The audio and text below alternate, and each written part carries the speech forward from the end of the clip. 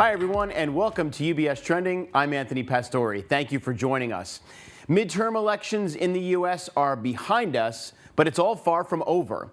Runoff elections, too close to call races, control of Congress currently remains up for grabs. So we're going to talk right now with Shane Lieberman from the UBS U.S. Office of Public Policy for the latest. And Shane, looking at the results that we do know, let's talk about what it tells you about the mindset of voters as they were going into the polls on Tuesday, because clearly I want to talk with you in a moment about what we don't know. But what do we know at this point? I think two quick observations from us is, one, we remain a really divided country. You see, a Senate that's going to be very hotly contested and almost end up 50-50 split. If it's not, it's going to just be one Senate seat the other way. And in the House, we, again, remain very divided.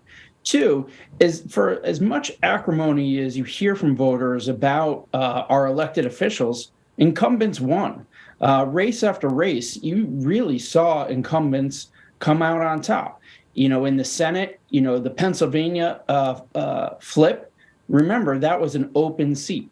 Nevada and Georgia and Arizona are the only three possibilities to see someone who is a sitting incumbent lose. In the House, as of today, I think we've identified 8 incumbents who lost re-election. And a lot of that is due to redistricting, changes of the district, the makeup of it, which may no longer favor that person in power. So overall, while people complain about our elected leadership, they seem to keep re-electing the same people. Interesting. And it's also interesting that at this point, we know that the red wave, as some were calling for, didn't quite happen as was expected. Again, it's all about the polling, and you can't always listen to the pollsters. We've learned about this in almost every election we've seen since when Hillary Clinton was running against Donald Trump the first time. But let's go to Congress here, because as we were talking about, there's some really contested races for the Senate particularly, and some uncalled seats for the House. So let's talk about this. We've got a potential runoff election again in Georgia between Warnock and Herschel Walker. We've got, as you mentioned, Nevada and Arizona, way too close to call at this point. What do you think the chances are that the end result could end in a mixed Congress and not that red wave that some Republicans were expecting? And what do Democrats have to do, Shane, to retain control of the Senate? Yeah. So you're right. It really just comes down to 3 states. There is a 4th state uncalled, which is Alaska, but that's really between 2 Republicans. So, as of this moment, I would say it's 49 Republicans, 48 Democrats. And with 3 seats outstanding, Dems just need to win 2, because as we exist today with a 50-50 tie, they have the tie-breaking vote with Vice President Harris. So, they just need to win 2 out of 3, but the same for Republicans. If they win 2 out of the 3 remaining seats, they will have control of the Senate. Talking to a variety of people on the ground, crunching data, they think Dems have a slight advantage in Arizona and Nevada. I would say Nevada currently the Republican is leading, but knowing where the remaining votes are, the incumbent Democrat Cortez Masto may still prevail. In Arizona, the Democrat, Senator Mark Kelly, is ahead, but we expect that to narrow as more votes are counted, and that will be close. If Democrats do prevail in both, to some degree, it doesn't matter what happens in Arizona and in Georgia, excuse me. But if those 2 states split, then the runoff on December 6th in Georgia becomes even more crucial to the parties.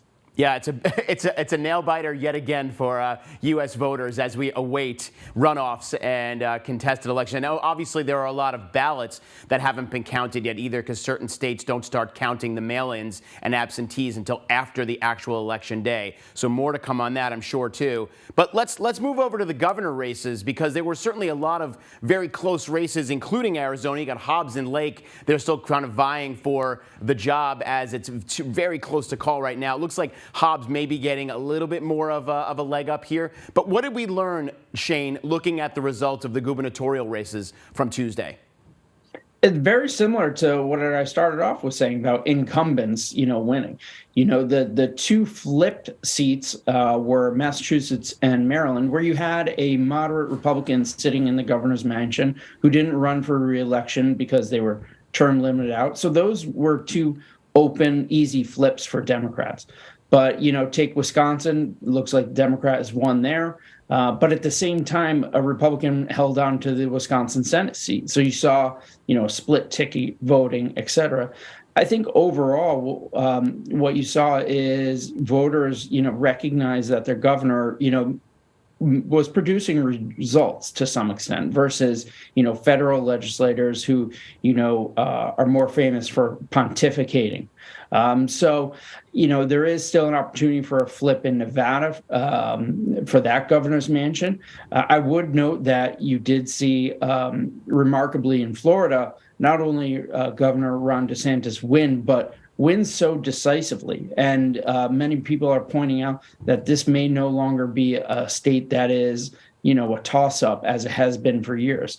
Republicans ran the table in Florida, and I think this was the first election since Reconstruction, over 150 years ago, where a Democrat has not controlled at least one statewide elected office.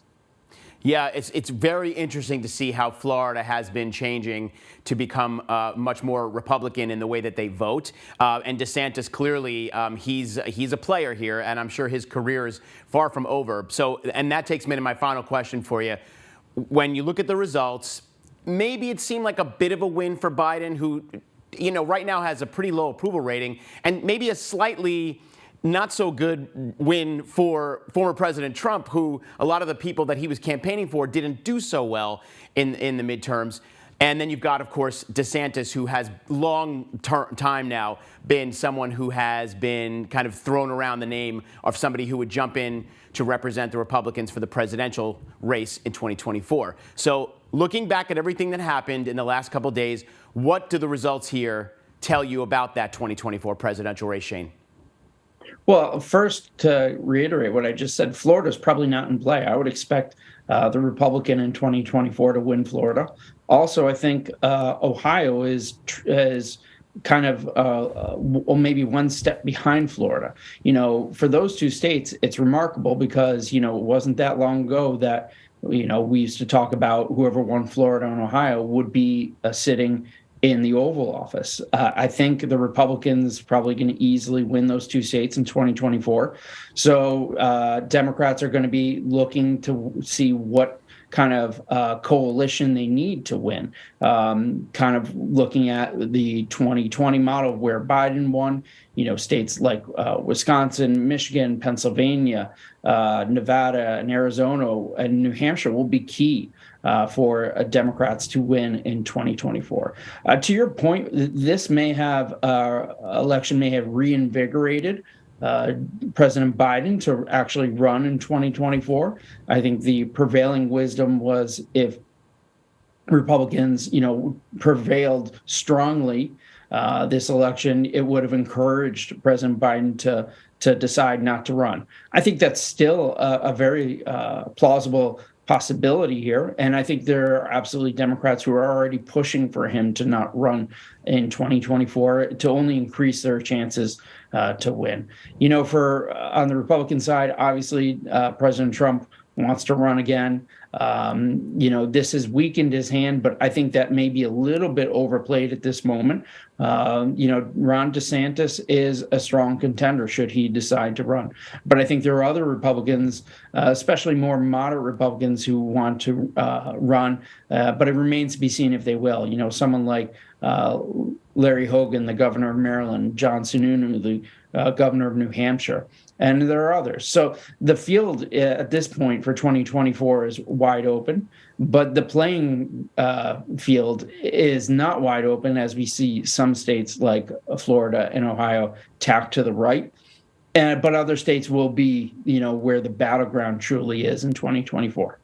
It's such an interesting time in American politics, just because of all the things you just mentioned and that very divisive kind of country that we have right now. And let's not discount the fact that we saw a bigger turnout from Gen Z aged voters, ages 18 to 25, and there was something like 75 to 80% of them voted Democrat in this particular midterm. So let's not count those folks out in another 2 years. So it'll be really interesting to see how voters actually turn out in the next presidential election. It'll certainly depend on what's running and what the biggest sort of causes on the ballot are. So anyway, Shane, always good to talk to you. Thank you for joining us. I'm sure we'll have lots of conversations with you over the coming weeks, especially as we prepare for that runoff on December 6th, likely in Georgia. Good to see you, Shane.